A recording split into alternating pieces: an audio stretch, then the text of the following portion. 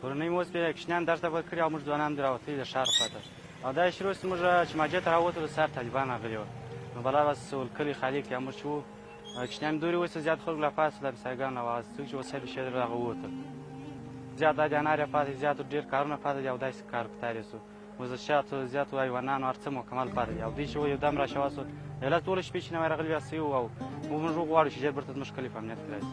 نوم مې فرید احمد دی د ارغنده ولسوالۍ د لوی تابین د کلي یم.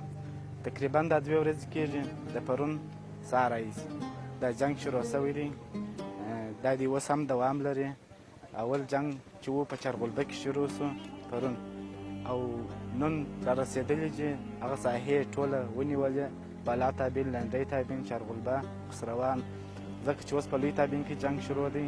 موږ تاسې ټوله وینه چې وغه دی ټکان کې او هغه منار چې موږ تاسې وینو هغه د تابین د جامع منار دی د سیغ د محلي پولیسو په واسطه ده.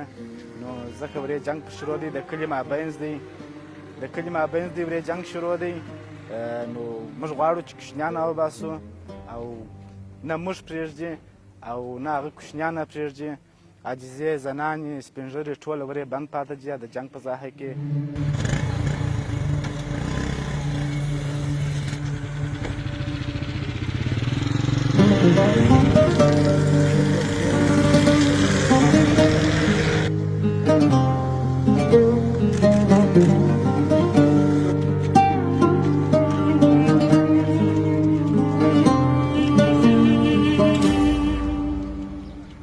پرون رالو په چاغوزبې تا مو وایي دلته میانجۍ کې وکړه اوس مو دلته غوایي تړلې وه بلا دغه ته خېږي وایي